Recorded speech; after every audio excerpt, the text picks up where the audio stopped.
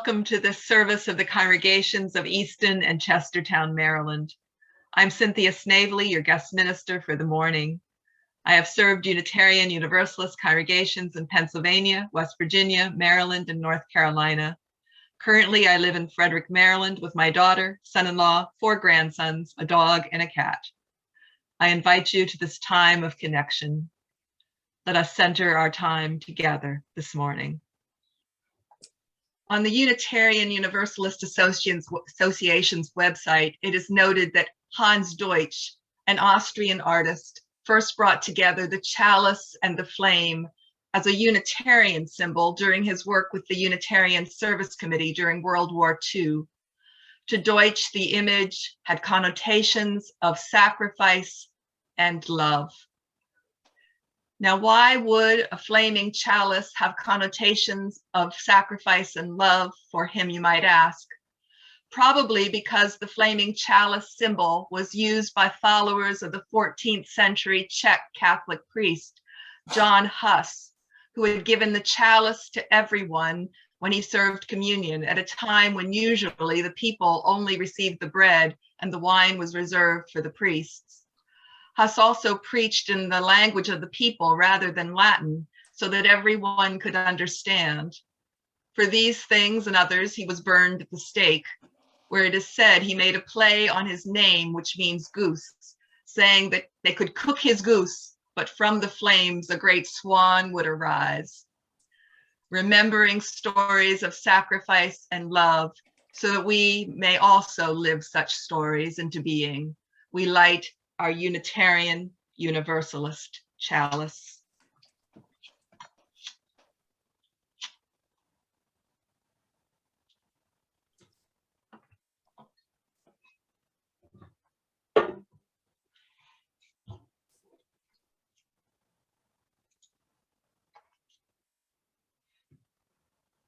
Our first hymn is Now Let Us Sing.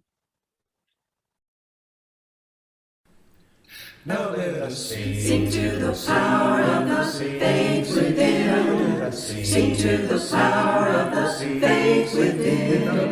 Lift up your voice, be not afraid. Sing to the power of the faith within. Sing to the power of the hope within. Sing to the power of the hope within. Lift up your voice, be not afraid. Sing to the power of the hope within. Sing to the power of the love within. Sing to the power of the love within.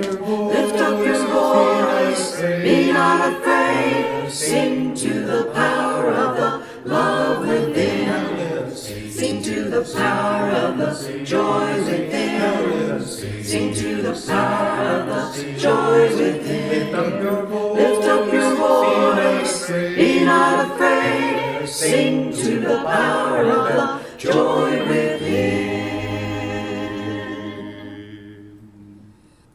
Thoughts for all ages today is Robert Munch's Paper Bag Princess. Elizabeth was a beautiful princess.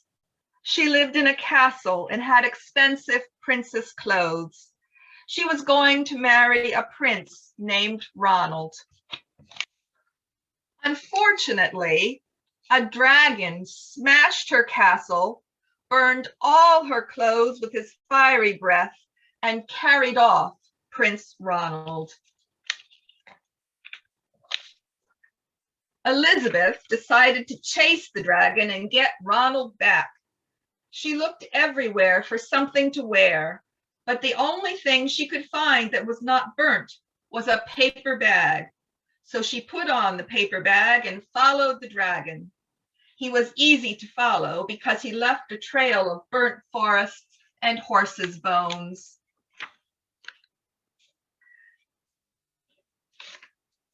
Finally, Elizabeth came to a cave with a large door that had a huge knocker on it. She took hold of the knocker and banged on the door. The dragon stuck his nose out of the door and said, "Well, a princess. I love to eat princesses, but I have already eaten a whole castle today. I am a very busy dragon. Come back tomorrow. He slammed the door so fast that Elizabeth almost got her nose caught. Elizabeth grabbed the knocker and banged on the door again. The dragon stuck his nose out of the door and said, "Go away. I love to eat princesses, but I have already eaten a whole castle today. I am a very busy dragon. Come back tomorrow." "Wait," shouted Elizabeth. "Is it true that you are the smartest and fiercest dragon in the whole world?" "Yes," said the dragon. "Is it true," said Elizabeth, "that you can burn up 10 forests with your fiery breath?" "Oh, yes," said the dragon, and he took a huge deep breath and breathed out so much fire that he burnt up 50 forests. "Fantastic," said Elizabeth. And the dragon took another huge breath and breathed out so much fire that he burnt up 100 forests. "Magnificent," said Elizabeth. And the dragon took another huge breath, but this time nothing came out. The dragon didn't even have enough fire left to cook a meatball. Elizabeth said, "Dragon, is it true that you can fly around the world in just 10 seconds? "Why, yes," said the dragon, and jumped up and flew all the way around the world in just 10 seconds. He was very tired when he came back, but Elizabeth shouted, "Fantastic, do it again." So the dragon jumped up and flew around the whole world in just 20 seconds. When he got back, he was too tired to talk, and he lay down and went straight to sleep. Elizabeth whispered very softly, "Hey, dragon." The dragon didn't move at all. She lifted up the dragon's ear and put her head right inside. She shouted as loud as she could, "Hey, dragon." The dragon was so tired he didn't even move. Elizabeth walked right over the dragon and opened the door to the cave. There was Prince Ronald.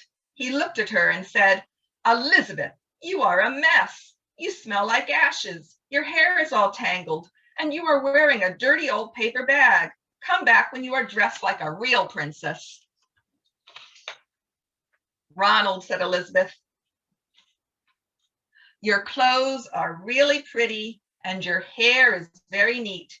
You look like a real prince, but you are a bum. They didn't get married after all."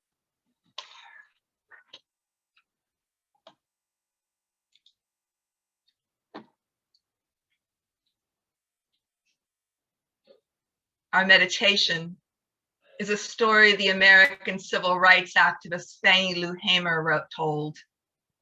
Listen as I tell it. She says, "I would like to tell you a story of an old man.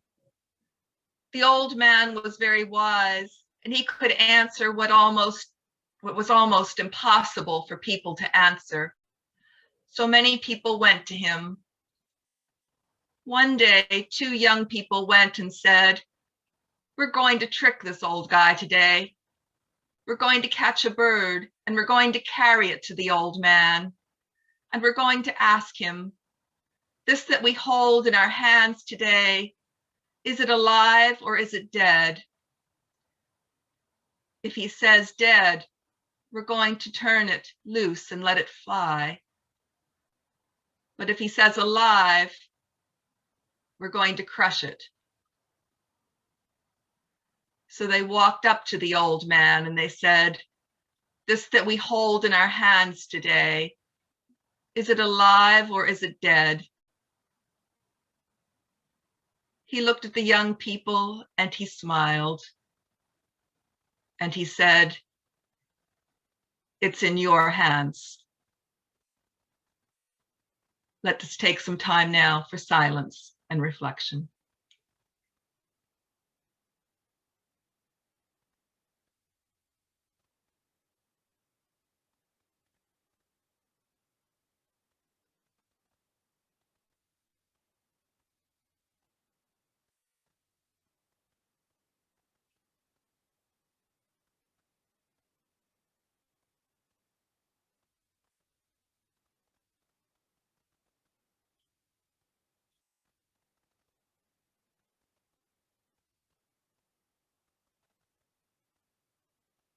Blessed be.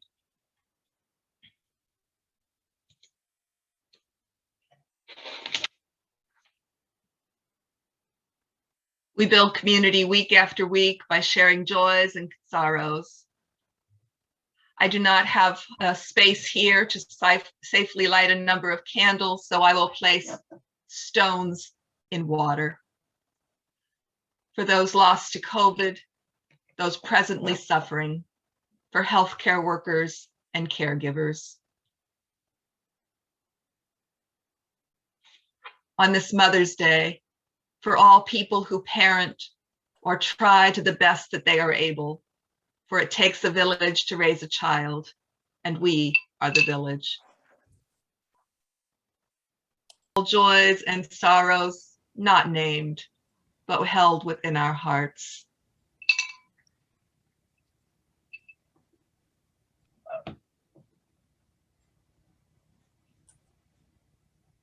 Let us take a moment to think on these.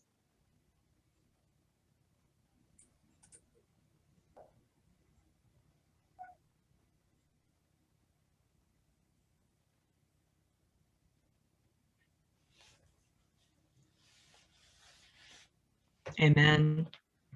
Amen.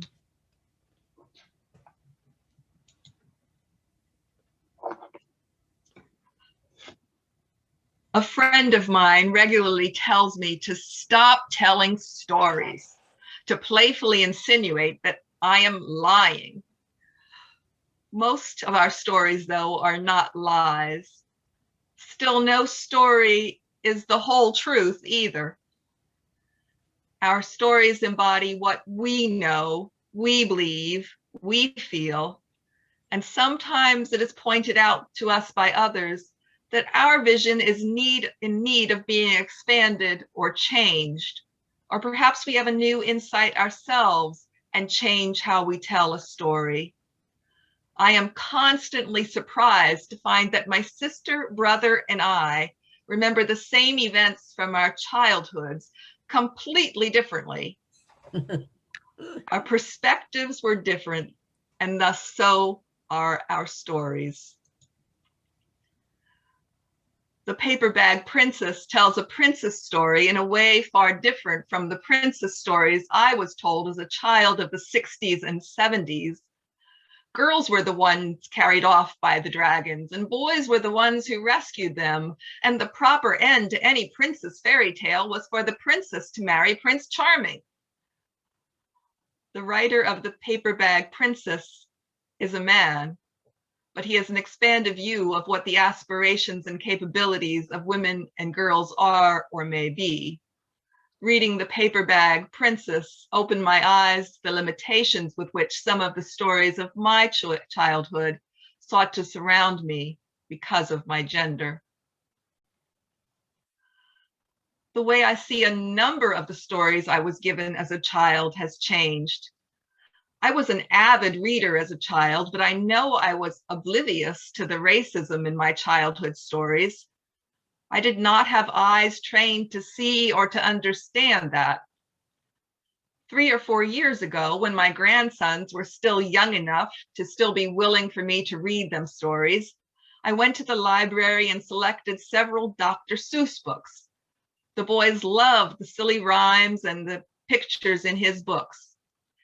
But one of the pictures I picked up that time was If I Ran the Zoo. I expect I had read it or had it read to me as a child, but this time as I read it, I noticed the denigratingly comic stereotypes in the pictures of the Chinese and African people, and was appalled that the protagonist suggested that he would put an Arab chieftain in the zoo along with the animals. I told the boys that we could keep the other Dr. Seuss books out until they were due, but that I was returning If I Ran the Zoo to the library because it was racist. I also said I would say something to the librarian when I took the book back, which I did. She said it was a book of its time and put it back to be reshelved. Just a little bit after that incident, a friend and I went to the Smithsonian Museum. There was an exhibition about the American internment of Japanese and Japanese Americans during World War II.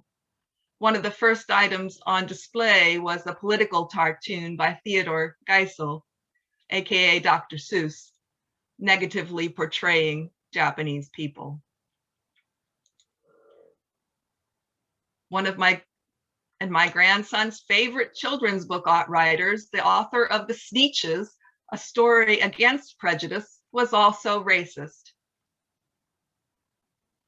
Eboo Patel, one of the founders of the Interfaith Youth Corps, in his book, Acts of Faith, notes of another person that Richard Rodriguez once wrote that Thomas Jefferson, that Democrat, was a slaveholder, and Thomas Jefferson, that slaveholder, was a Democrat. It can be more comfortable not to see the dark side. It can be more invigorating to see and react to only the dark side. Neither is dealing with the entirety of a person or their story. Patel referred to Richard Rodriguez's reference to Jefferson, and I did not know who Richard Rodriguez was, so I had to look him up. According to Wikipedia, Rodriguez is an American writer. The article on Wikipedia says his first book, Hunger of Memory, The Education of Richard Rodriguez, was published in 1982. It was an account of his journey from being a socially disadvantaged child to becoming a fully assimilated American, from the Spanish-speaking world of his family to the wider, presumably freer public world of English. However, the journey was not without its costs. His American identity was achieved only after a painful separation from his past, his family, and his culture. Americans like to talk about the importance of family values, said Rodriguez, but America isn't a country of family values. Mexico is a country of family values. This is a country of people who leave home. While his book received widespread critical acclaim and won several literary awards, it also stirred resentment because of Rodriguez's strong stands against bilingual education and affirmative action.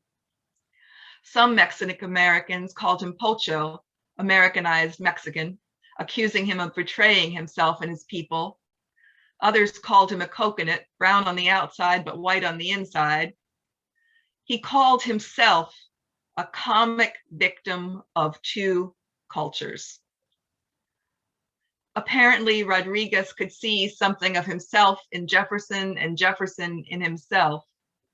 Comic victims of two cultures, but by other people's reckonings, not so much victims as injurers. As Lin-Manuel Miranda has the cast of Hamilton sing, "Who tells your story?" The answer to that question does much to determine what the story will be. I wonder how Rodriguez would tell his own story now in 2021, and how it would be different from the story he told in 1982. I know myself what one new insight may do to one's story. For years, I have been asked if I come from a family line of ministers, and if that is one of the things that brought me into this line of work. And for years, I simply answered, no. And then one day it dawned on me that my great aunt had tried to be either licensed or ordained into ministry in the United Brethren Church. And when she was refused on the basis that because she had a husband and child, she could not be moved from church to church, she went around preaching from church to church as a representative of the Women's Christian Temperance Union. That was on my mother's side. On my father's side, he had two cousins, Mary and Elizabeth, who were missionaries in the Arctic and in Africa. Do I come from a line of ministers? The answer is not the simple no I once gave. It's more complicated than that. Parts of my story have changed over time as I see things differently. And when I tell my story, and where I tell my story changes as well. Recently, I submitted a brief vignette for possible publication that was rejected as possibly hurtful to some. It was a part of my story with my African-American daughter. Despite all the required training, I went into her adoption quite ignorant of many things. And that ignorance is what the editor said could hurt in my story. There is a reason we have identity groups where we can share our stories with those who may get it and hopefully not be harmed by our stories. One of several things that moved me from United Methodist ministry to Unitarian Universalism was a senior minister under whom I worked briefly, who regularly ranted about not understanding why women United Methodist clergy and African American United Methodist clergy had to have their own clergy groups apart from the main regional clergy group. There were reasons. We need places where our stories are understood. We need places where other people are not going to harm us by their words and stories, and we are not going to harm them by ours.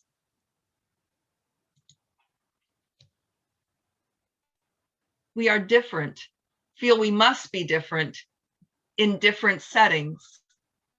We tell different stories. I don't know that my now 12-year-old grandson knows the word code switching, but about 3 years ago, when he was just 9, my daughter reported that he had come home from school and told her that he knew how to be Black and he knew how to be dark white. One of the things we need to struggle with and change in our society is that white is the default. Patel's full book title is Acts of Faith, the story of an American Muslim, the struggle for the soul of a generation. At one point in the book, he writes, as I had to come to terms with my brown skin, with my Indian heritage, with my American citizenship, I realized that I was now facing and understanding the part of myself that was both first and final. I was a Muslim. America did not make it easy to be brown-skinned Indian or Muslim, but he is American. He had to come to terms with all of that to make sense of his story. Rodriguez, in the 1980s, apparently felt he had to reject pieces of himself in order to be American. Patel, a generation later, sought ways to include all of himself in the American story, an American story that could be molded to contain him in all his identities. Changing that white is the default in the American story needs to happen, but I, as a white woman, cannot take the lead on that change. I can, however, support it. Like many 1960s era American children, I was brought up with a sanitized Thanksgiving story where the white pilgrims were the center of the story. Many years ago, I read Frank Waters' book, Brave Are My People, Indian Heroes Not Forgotten. Waters, whose father was part Cheyenne, has one chapter of his book devoted to Massasoit and Metacomet, leaders of the Wampanoag people. Waters writes, between the Iroquois to the north and the Powhatans to the south were a number of small tribes occupying the coast of southern New England. It was to one of these, the Wampanoags, that a ship hove into sight on December 21st, 1620. The exploring party marched inland, discovering much land that had been cleared and planted to corn several years before. The first Indian to approach the people from this ship was Samoset, a warrior who could speak a little English. He told the pilgrims the Indian name for New Plymouth was Patuxet, meaning Little Bay. 3 years before, the plague, probably smallpox, had wiped out the Patuxet tribe, accounting for the abandoned cornfields. A few days later, Samoset returned with a friend named Squanto, who would speak excellent English. Squanto showed the pilgrims how to plant corn in hillocks, first placing 3 herrings spokewise to fertilize the earth, and how to build traps in the stream to catch fish. And he also acted as a guide and an interpreter. Perplexed by his fluent English, the colonists said to him, "Exceedingly strange, we find ye English language on your tongue." And Squanto explained how he had learned the language. Several years before, he and 20 Patuxet warriors had been captured by an English exploring party, carried to Spain and sold in the slave market in Malaga. A Christian friar had slipped Squanto into England to work for a rich merchant. Finally, obtaining passage on a trading ship, Squanto was set ashore on the New England coast and eventually made his way home. Here he had found that the pestilence had carried off all his tribe, leaving him the last of the Patuxet, and he had gone to live with the Wampanoags.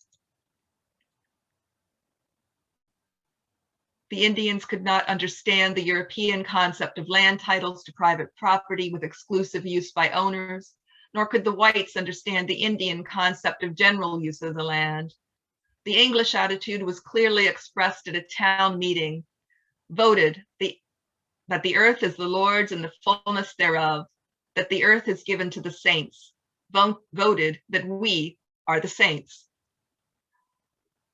The Pilgrims kept appropriating more and more land and were infuriated that the Indians did not accept Christianity. The Massachusetts Bay Puritans under Captain John Mason attacked a quote village near the mouth of the Mystic River in Connecticut, set it afire, and massacred most of the 700 inhabitants as they tried to escape the flames. Of the few prisoners taken, the men were sold into slavery in the West Indies, and the women divided among the soldiers. That is far from the sweet Thanksgiving story I learned in elementary school. I recently learned that the National Day of Mourning is an annual protest organized since 1970 by Native Americans of New England on the 4th Thursday of November, the same day as Thanksgiving in the United States. The stories told of the same events are not the same. One group celebrates, another mourns. What would happen if whites didn't whitewash the American story? Could we make a nation where it is not just those who were brown or black, but white as well, who had to come to terms with our American citizenship? Who tells your story? Who do we allow to tell the story? Who do we want to be included in the story? Do we want people to have to give up aspects of themselves to be an American? Or do we want America to be a place where all of a person can be included? The cast of Hamilton sings, "Who lives? Who dies? Who tells your story?" For centuries, the American story has been told by white men. Black and brown people and women lived and died without being part of the story. It is time to change that. The American story needs to be retold. And in that retelling, we will necessarily have to remake ourselves as Americans. We will be different because of the stories we begin to allow to be told and to be heard.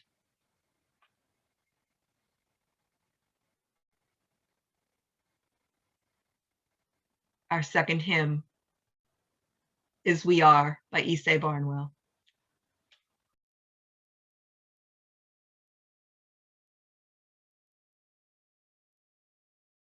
For each child that's born, a morning star rises and sings to the universe who we are. For each child that's born, a morning star rises and sings to the universe who we are. Oh, for each child that's born, a morning star rises and sings to the universe who we are. Oh, for each child that's born, a morning star rises and sings to the universe who we are.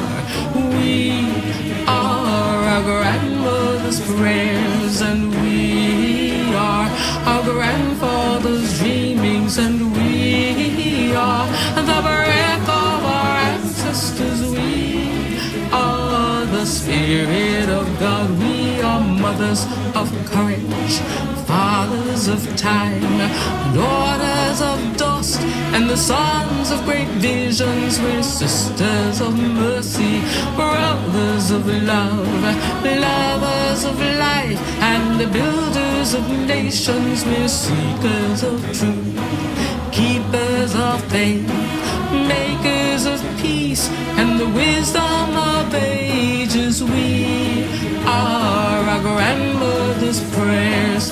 We are our grandfather's dreamings, and we are the breath of our ancestors. We are the Spirit of God. We are mothers of courage, fathers of time, daughters of dust, and the sons of great visions. We're sisters of mercy, brothers of love, lovers of life, and the builders of nations. We're seekers of truth and keepers of faith. We are makers of peace and the wisdom of ages. We are our grandmother's prayers. We are our grandfather's dreamings, and we are the breath of our ancestors. We are the Spirit of God. We are our grandmother's prayers, and we are our grandfather's dreamings. We are the breath of our ancestors. We are the Spirit of God. For each child that's born, a morning star rises and sings to the universe who we are. For each child that's born, a morning star rises and sings to the universe who we are. We are one.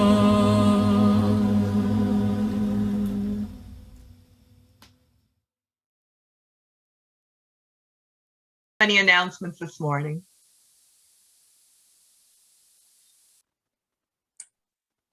Are any of the I present? have some, I was going to say, I have some announcements for UUFE. This is Christina Droston, Okay. the board president, and I just wanted to thank you for the service, and also let all of the moms out there in both of our fellowships and everybody who has served in mothering, nurturing roles know that you are so very appreciated.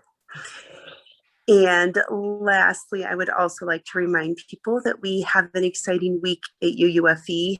We have our auction online, which is live, and some really nice items that are up for bidding. And then Saturday the 15th, we have our virtual game night. We are so excited about playing games together like Categories and Family Feud and Blink. We have party packs to help make it an extra fun experience. So please look at our newsletter if you'd like to sign up for a party pack, and for more information about how to join us for game night and participate in the auction.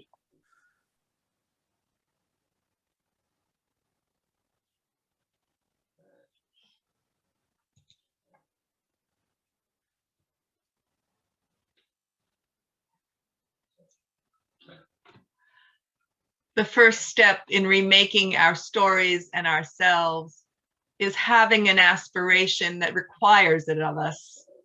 With this in mind, hear these closing words from the 19th century Unitarian minister Theodore Parker.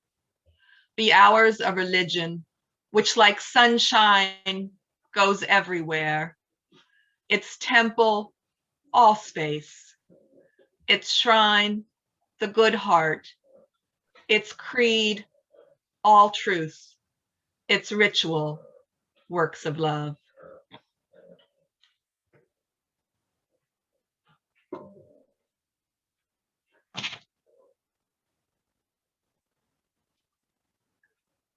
Our last hymn is Change is Coming.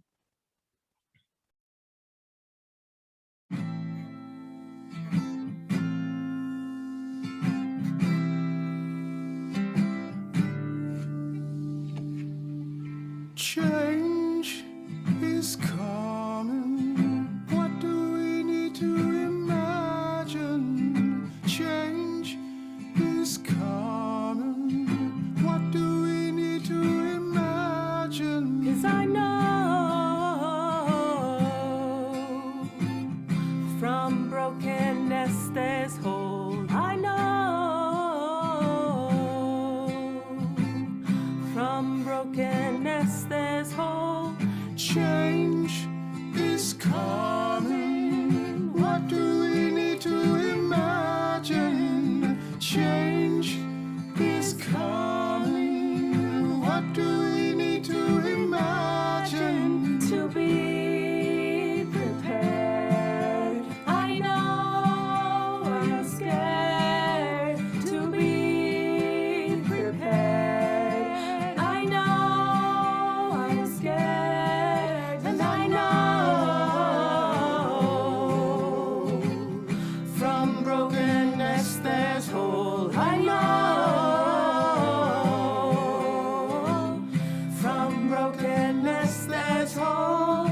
Change is coming. What do we need to imagine? To be Change is coming. I know What do we need to imagine? 'cause I know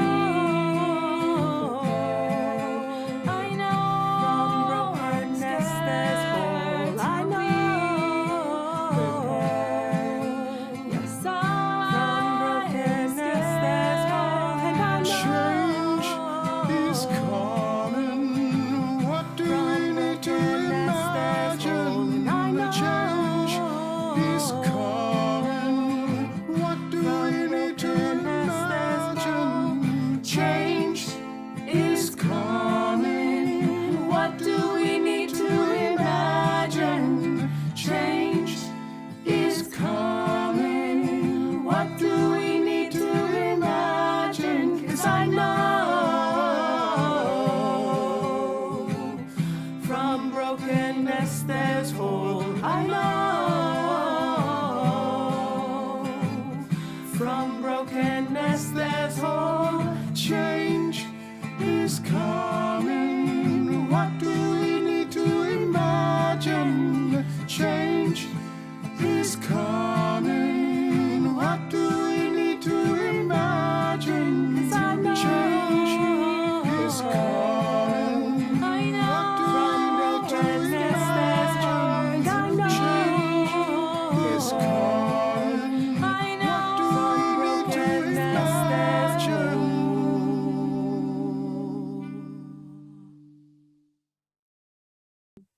Salam, Namaste, Ashe, peace.